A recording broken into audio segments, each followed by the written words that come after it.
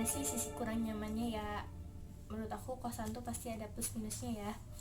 Hal yang kurang nyamannya ya menurut aku kayak misalkan kalau ada kegiatan di malam, kayak misalkan di atas jam 9, entah itu kerja kelompok atau main sama teman-teman, ya susah masuknya gitu. Nah lanjut, jadi kosannya tuh bentuknya rumah yang aku tempatin, tapi ada juga kamar yang satu-satu gitu yang aku tempatin bentuknya kayak rumah, dua pintu, jadi pas dibuka tuh langsung menuju ke kamar pertama, terus ada lorong, terus ada ruang tengah. Nah ruang tengahnya tuh nyatu sama sama dapur, terus ada kamar mandi, kamar kanan kiri, jadi dalam satu rumah itu ada 3 kamar, satu kamar mandi, satu dapur sama satu ruang tengah. Oke, aku mau cerita waktu itu posisinya kan lagi kayak libur gitu. Aku kan tipe orang yang jarang pulang, malas pulang gitu. Nah waktu itu kayak lagi hujan, terus kebetulan si ruang yang tengah tuh lampunya mati. Aku lagi main HP, pintu tuh kebuka langsung menghadap ruang tengah kan. Terus kayak ada bayangan gitu lewat. Aku takut dong gitu, kayak dek dek apa gitu kan, takutnya orang gitu. Aku lebih takut sama orang gitu dibanding sama ya makhluk dalam tanda kutip gitu kan. Bukan berarti aku nggak takut gitu ya, tapi aku lebih takut kalau misalnya itu orang. Karena mikirnya gini, posisinya lagi libur, kalau ada orang asing gitu masuk, entah itu maling atau apa, gimana sih, kayak was-was aja gitu, takut gimana gitu kan, takut berbuat sesuatu hal yang tidak menyenangkan. Aku berpikir itu apa gitu, aku bertanya-tanya, tapi aku juga nggak berani gitu, aku nggak berani nyamperin. Ya udah aku lanjutin main HP. Habis aku lanjutin main HP tuh ada lagi lewat lagi. Nah kejadian yang kedua kalinya aku baru mikir tuh, oh mungkin emang yang kayak gitu tuh ada, dan apa sih ya, sama dia lagi beraktivitas, aku juga sama gitu ya. Kayak misalkan aku lagi main HP, dia juga mungkin lagi lari-larian, lagi main gitu kan. Cuma ya jangan saling ganggu aja ya satu sama lain kayak gitu. Aku selalu ngomong kayak gitu di hati aku, kalau misalnya emang kalian kalian lagi deket nih sama aku, ya udah jangan saling ganggu gitu kan. Aku punya hidup sendiri, dan ya kalian juga punya kehidupan sendiri kayak gitu. Nah selanjutnya waktu itu dia tuh lagi sakit 2 mingguan itu, habis pulang dari Jawa, posisinya hujan-hujanan. Nah habis ziarah juga dari makam almarhum ya. Habis itu dia tuh sakitnya tuh nggak sembuh-sembuh. Aku juga kesel, kenapa ini sakitnya kan, biasanya aku kalau kayak cuman habis kehujanan gitu, atau emang aku nggak bisa kayak buat kalau kehujanan emang harusnya mandi gitu, cuman pas itu juga perasaan aku mandi keramas gitu. Mungkin kalau aku positif tingginya sih dari awal, TB juga bilang gitu ke aku tuh, kamu tuh gak pakai jaket gitu, terus udah kan jauh dari Jawa, perjalanan 8 jam, terus macet soalnya, terus AC juga kan bisnya, mungkin kayak capek gitu, jadi kecapean. Itu baru pas sakit 2 hari. Nah dari 2 hari itu biasanya kan saya tuh bukan cuman ya emang orang yang anti buat minum obat gitu. Pasti ngasihnya tuh susu beruang gitu ya, biasanya minum susu beruang aja gitu, nanti berapa jam atau besoknya gitu langsung sembuh kan. Nah ini udah susu beruang juga, terus pas besoknya udah minum Proris juga ya, ya. langsung minum Proris, tetap kayak gitu. Minum telur mentah juga yang ayam kampung, tetap Nggak ada perubahan. Jadi anehnya tuh memang sih kalau sakit tipes gitu kan Harus maghrib sabar ya. maghrib gitu, pas Kumatnya. sakitnya gitu. Cuman itu kayak kadang ketuker gitu, malam gak bisa tidur, atau malam tuh biasa aja tapi paginya gitu gimana. Terus pas hari ke berapa abis dari puskesmas, terus teman teteh bawain obat juga, obat lain gitu, masih tetap Proris sih tapi kayak coba yang ininya gitu. Terus kayak flu batuk kayak gitu juga nggak ada yang mempan sama sekali. Terus pas itu sampai cincau ya beli gitu, beli cincau hijau kayak gitu nyari, tetap aja gitu panasnya nggak turun-turun. Terus kayak ke puskesmas juga dikasih obat sama-sama aja ya, Paracetamol ya, kayak itu kayak amoxicillin gitu. gitu. Terus kayak mau periksa lagi kan takut kayak DB atau apa tipes gitu, cuman apa ya, harus ya emang saya nggak suka gitu kayak buat periksa gitu harus tes gitu kan. Terus ya udahlah nungguin dulu aja gitu. Terus malam Jumat, aku biasa aja udah mulai kayak biasa gitu joget-joget nggak jelas kan, terus kayak tapi kayak lemas gitu, terus tidur habis pakai koyo dan apapun itu nyenyak gitu. Terus cerita selanjutnya tuh aku nggak tahu, cuma tahu-tahu pas bangun yang ceritanya. Iya. Waktu itu dia tidur duluan kan, karena emang dia demam, panas banget, terus menggigil gitu sampai dia pakai selimut tebal aja nggak mempan gitu, kayak tetap aja kayak kasus-kasus corona sekarang gimana sih menggigilnya gitu. Nah kayak gitu. Terus waktu itu aku ketiduran bentar, bangun lagi main HP. Tapi ada yang aku tuh bangun tuh bukan karena main HP atau apa, waktu itu ada suara gitu. Kebetulan di belakang kosan kita, nah ini kan jendela kosan kita bisa dibuka, terus langsung ada pohon mangga sama pohon rambutan. Itu kayak ada angin gitu ngeleok-leok, terus kayak digoyangin gitu si pohon mangga sama pohon rambutannya. Dan yang lebih ganggu buat aku pribadi gitu, si tangan, ada kayak tangan gitu ngegret-gret ke kaca itu kayak deret gitu, kayak kuku gimana sih, linu gimana gitu. Nah aku bangun, dia kaget kan, mit bangun kata aku, posisinya dia lagi tidur lelap ya, enak-enaknya tidur.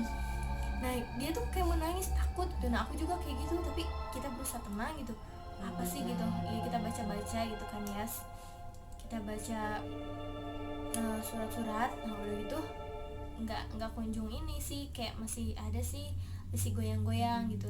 Nah kayak ada bayangan-bayangan gitu. Nah kayak ada orang lewat tuh, kayak misalkan gini kan posisinya lampu terang, kalau ada bayang lewat kelihatan gitu kan, selewat gitu. Nah terus waktu itu aku langsung update status tuh ceritanya. Nah si teteh kosan aku tuh ngomen gitu, itu mah apa sih katanya, penghuni belakang katanya itu mainin apa sih, burung katanya gitu. Burung? Gak mungkin dong gitu, burung kalau seianya burung, kalau burung kan bisa langsung ngejedak gitu kan, misalkan dia nabrak apa sih kaca, langsung jedak gitu kan. Tapi ini bukan, itu kayak gimana sih, kuku deret ke kaca kayak gitu. Linu dengernya juga kayak, terus apa sih, pohon rambutan digoyang-goyangin gitu, masa sih burung bisa gitu kan gitu. Terus itu kan nggak ada suara burung, cuma kayak gimana sih, ada yang nangis gitu tapi kayak jauh gitu, kayak deket, gimana sih, nggak jelas, samar kayak kebawa angin gitu. Nah itu kejadian kayak gitu 2 kali ya, 2 kali yang iniin kaca. Terus beberapa bulan itu gantian aku sakit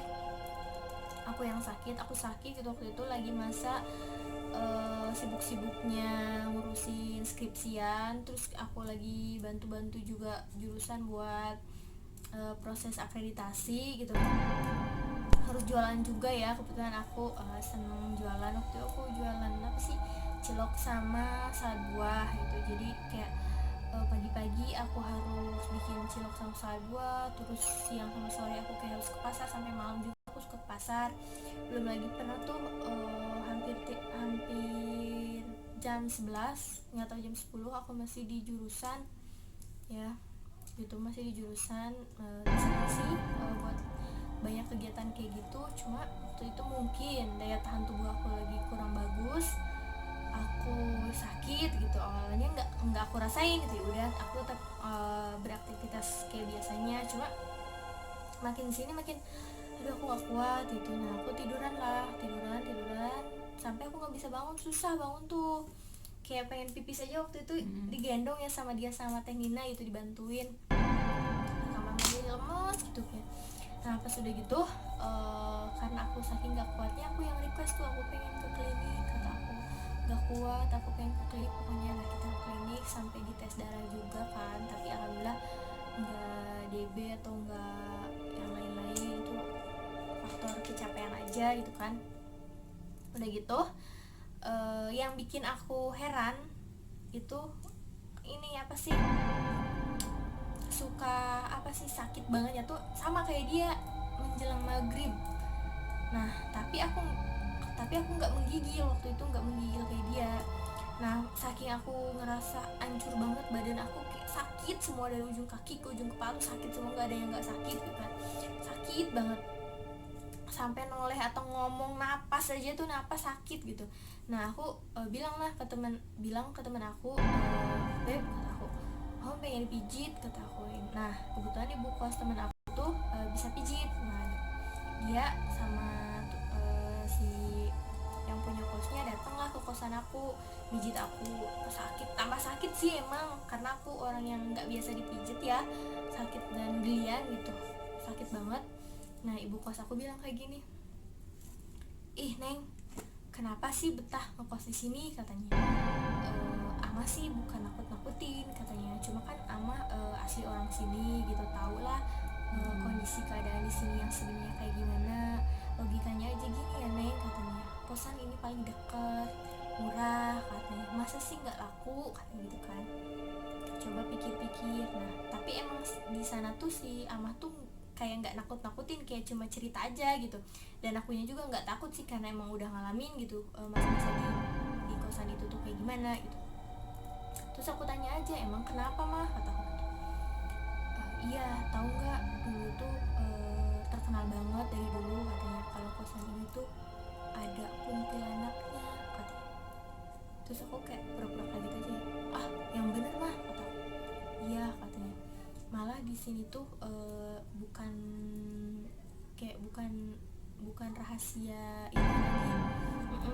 Jadi kayak orang-orang udah pada tahu warga sini tuh kalau misalnya emang kosan ini tuh ada yang kayak gitunya, katanya. Emang sih, kata gitu, kosan yang lain juga sama, katanya, semua tempat tuh ada yang ada penunggunya, ada, pasti ada gitu, cuma posisinya, katanya, di sini tuh hawanya lain, katanya, ke kesehatan juga agak gimana, katanya gitu.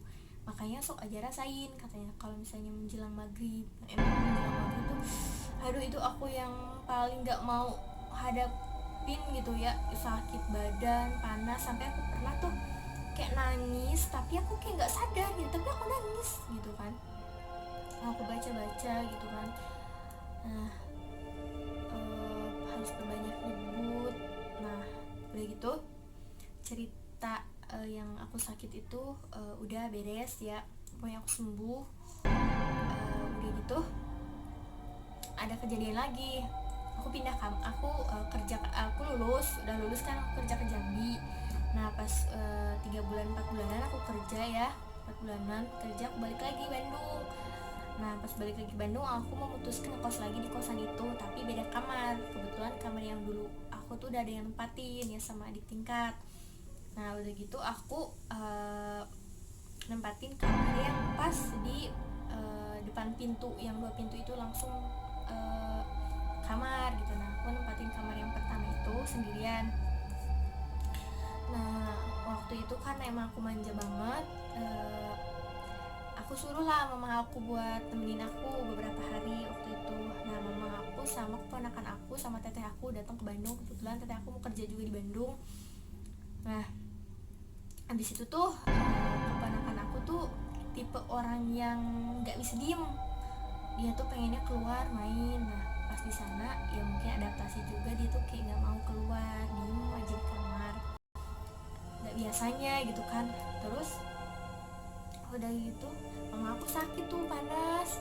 Terus mama aku ngeluh lah gitu, kayak Neng, mama tuh udah gak kuat lah di sini, pengen pulang, katanya, hawanya beda. Mama aku bukan tipe orang yang parnoan gitu ya, di rumah juga dia pemberani banget, ini dia sendiri gitu kan. Padahal ya rumah aku terkenalnya gimana gitu ya, lembab. Nah udah gitu mama aku ngeluh aja hampir tiap hari, bilang pengen pulang. Terus kan mungkin karena nggak tega ngeliat aku ya udah dia tuh mengurungkan niatnya. Satu waktu pernah tuh keponakan aku sama mama aku diajakin ke ruang tengah mau masak. Aku nggak mau, dengan alasan apa coba? Dia baru 1,5 tahun atau 2 tahun ya, 2 tahunan lagi. Dia bilang kayak gini, takut, katanya gitu. Takut kenapa? Nah dia tuh nunjukin ke lorong yang di pojokan itu kan gelap, lampunya tuh mati. Nah kebetulan kita kayak males, mager, atau kayak udah nggak peduli deh sama lorong itu, mau gimana pun gitu, nggak dilampuin lagi, nggak kayak dulu. Mungkin karena udah sibuk sama masing-masing ya. Dia nunjuk tuh ke anak-anakku yang baru 2 tahun tuh, katanya nggak mau ngeliat ke arah lorong itu dan gak mau keluar dari kamar katanya. Nah, dia tuh kayak mandi atau pup aja gak mau, seianya mau dia tuh selalu nutup mata kalau lewatin lorong itu. Jadi dia tuh kayak sebelum lewatin lorong itu dia nutup mata dulu, nah kalau udah lewatin dia baru mau buka mata. Nah hampir tiap malam ponakan aku nangis terus ya, sampai aku juga nggak enak sama teman-teman kos yang lain gitu karena nangis terus gitu kan. Nah besoknya dia tuh nangis pagi-pagi abis subuh. Terus aku tanya nih sama temen aku, sama Mai, aku tanya gini, Dede, kata aku, kenapa nangis gitu kan. Dede ku naon, pakai bahasa Sunda kan aku tanya, Dede ku naon nangis wae. Terus kata keponakan aku, iya tuh itu bi, ya maksudnya takut gitu, takut sama di sana gitu. Nah dia tuh selalu nunjuk ke arah lorong itu, ke arah yang lorong ada pojokannya gitu. Nah di sana itu berulang kali gitu. Setiap aku tanya dia kenapa, awalnya sih ya apa sih, anak kecil nggak tahu apa-apa gitu, masa sih apa mungkin dia berhalusinasi atau gimana gitu. Tapi kan aku percaya bahwa katanya kalau misalnya anak kecil tuh punya penglihatan yang lebih dari orang dewasa katanya gitu kan, ada masa-masanya gitu. Mama aku juga cerita terus kalau misalnya di sini kalian harus rajin-rajin ibadah katanya, soalnya kan mama ngerasain hal yang lain kalau di sini katanya beda katanya gitu sama di tempat lain katanya gitu kan. Soalnya mungkin ada beberapa faktor yang mempengaruhi. Pertama mungkin karena nggak ada cahaya dari lampu gitu kan, lampunya mati. Terus kan di luar juga kayak pohon-pohonnya tuh terlalu rindang gitu kan, kayak mungkin bikin suasananya ya kurang gimana gitu, kurang cerah gitu kan. Terus emang matahari tuh kurang masuk ke kosan kita tuh, kayak misalkan kita jemur baju aja harus kayak 2 hari 3 hari mesti tutup terlihat gitu teman-teman. Nah aku capek cerita. Selanjutnya kita cerita soal kosan di sini, tempat tinggal kita di sini. Kebetulan kita tinggal di Perum di Banjaran, cuma aku nggak bisa sebutin ya Perumnya apa. Aku menghargai juga kan. Nah di sini aku tinggal di kantornya tempat aku kerja, jadi di atasnya ada pavilion gitu. Aku tinggal di sana sama temen aku berdua. Emang sih aku bukan tipe orang yang parnoan gitu, tapi kayak terus aku tadinya bukan tipe orang yang kayak suka gitu sama hal-hal yang kayak gitu nah, sama hal-hal mistis. Tapi kesini kok semakin aku nggak mau tahu gitu kan, semakin kayak ada gitu nunjukin. Emang sih aku nggak, kalau di sini nggak pernah ngeliat sama mata kepala aku wujudnya atau apa gitu kan, tapi aku ngerasain gitu kan. Waktu itu aku mau wudhu jam 9 malam atau jam 10 atau jam 11 ya, kayaknya 11an ya, jam 11 kebetulan waktu itu dia yang suka tuh tidur duluan, tapi sekarang jadi aku yang tidur duluan. Aku wudhu tuh jam 11an, jam sholat isya kan, jangan dicontoh ya, di lambat-lambatin. Jam 11 aku turun ke bawah. Nah pas aku mau masuk ke kamar mandi itu kayak ada orang gitu, kayak gitu, tapi nggak ada siapa-siapa. Kata aku halusinasi aku kayak gitu. Aku selalu berpikirnya kayak gitu, ini mah akunya aja yang lagi nggak baik. Masuklah aku kamar mandi, biasa wudhu. Udah wudhu aku keluar tuh dari kamar mandi, kayak kebetulan aku pakai celana pendek, jadi kayak apa sih, ke bulu kaki tuh kayak ada kain gitu kena sama kaki aku, sama betis aku. Kalau kita papasan sama temen kena, misalkan kena mukena atau apa, rasakan gitu. Nah aku ngerasain hal kayak gitu itu pertama. Nah pas subuh juga kayak gitu, aku kayaknya ngalaminnya 3 kali kayak gitu. Cuma posisinya takutnya cuma perasaan aku aja. Nah waktu kemarin itu kalau nggak salah aku cerita sama dia, Mit, kamu ngerasain gak sih kalau misalnya di sini tuh bukan cuma kita yang tinggal gitu. Terus dia bilang, iyalah emang apa sih, bukan cuma kita aja yang tinggal, pasti ada makhluk lain juga gitu kan. Lanjut. Ya soalnya kayak jadi pas aku pertama kali datang ke sini sebenarnya itu nada bercandaan gitu, aku sama si bapak atasan kita lah ya gitu, aku bilang gini, serius di sini gitu.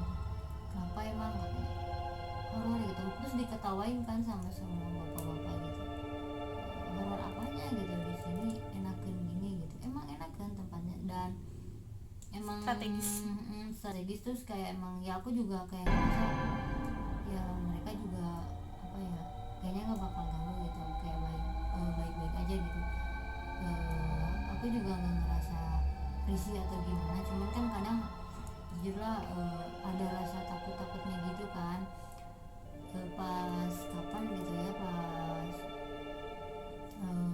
pintu kan itu ya sih angin gitu ya, kayak terus aja posting kayak angin tapi posisi gini itu tuh pintu tuh rusak gitu, jadi kayak apa ya, kayak yang buat apa sih namanya, gagang ya gagang pintunya tuh kan udah copot gitu, itu tuh harus dibuka pakai gunting atau apa gitu buat ngekek iya. Aku juga diakalin kan pakai yang buat gorden tuh, sedangkan itu aku udah nutup tapi pas emang posisi sendiri, belum ada siapa-siapa di sini tuh, itu udah buka lagi gitu, mungkin, tapi sampai sekarang aku kayak mikir itu mah kayaknya emang angin gitu. Terus pas kesini heran gitu, setiap kan biasanya kamar mandi ngerasa panas atau hangat itu kalau emang habis ada orang kan, ada orangnya gitu di dalamnya, kalau nggak ada kan ya biasa aja kamar mandi kayak gimana. Nah setiap subuh gitu pasti kayak gitu terus gitu, tapi kayak tadi aja gitu kayak gitu ngerasa gitu. Terus kayak tadi kan posisi jam berapa gitu, aku tuh suka pengen ke kamar mandi, terus pas ke kamar mandi gitu sampai nggak jadi gitu buat ke bawah juga gitu ya, emang gini parnoan sih sebenarnya gitu. Jadi apa ya, kayak pas emang kosong gitu di bawah tuh, jadi kayak set gitu kayak ada yang lewat gitu. Dan barusan banget pas jam 5 berapa gitu, lebih berapa, kayak ada yang iniin kursi gitu. Terus pas tadi habis itu beli sayur kan tadi pintu nggak ditutup ya, itu tuh nggak ditutup, terus nggak dikunci gitu yang depan, kayak ada kursi tuh dipindah-pindah gitu gitu kayak gitu. Aduh ada orang ini gitu, siapa gitu, pas ini nggak ada siapa-siapa, ya udah pintu kunci gitu, takut ada terus kayak ya gitu aja. Kalau lagi bersih-bersih di bawah tuh kayak ada yang ini aja, terus kayak pintu kamar mandi kan posisi itu kalau duduk gini ya udah gitu, terus kayak kalau emang angin kan itu ventilasi dalam tuh agak kurang gitu, gimana sih gitu tuh udah buka aja tuh kamar mandi. Nah itu di yang tengah tuh ya itu tuh ditutup sama aku tuh udah beberapa kali gitu, cuman kayak udahlah kayak biarin aja gitu, udah kita punya dunia masing-masing gitu. Terus kayak emang jujur sih aku kayak lebih mending ini kayak gituan ya, walaupun sebenarnya itu tuh orang yang paling gak beruntung gitu melihat yang kayak gitu dibanding sama orang gitu, soalnya kan horor gitu kalau orang maksudnya lebih horor daripada horor gitu. Ya. Nah itu cerita dari kita teman-teman, yang baiknya bisa diambil dan yang jeleknya jangan ditiru ya. Dan kita tuh nggak ada maksud nakut-nakutin atas tempat-tempat yang pernah kita tinggalin atau gimana gitu kan, atau menyudutkan beberapa pihak, nggak ada gitu sama sekali. Jadi kita cuma berbagi cerita aja, pure kita ngalamin hal-hal tersebut gitu kan. Dan masih banyak sih ya, sebenarnya masih banyak, cuma ya yang aku ingat dan yang emang benar-benar berkesan kayak masih nempel di memori aku cuma itu gitu. Dan oke teman-teman, makasih udah nonton video kita itu, dan jangan lupa buat subscribe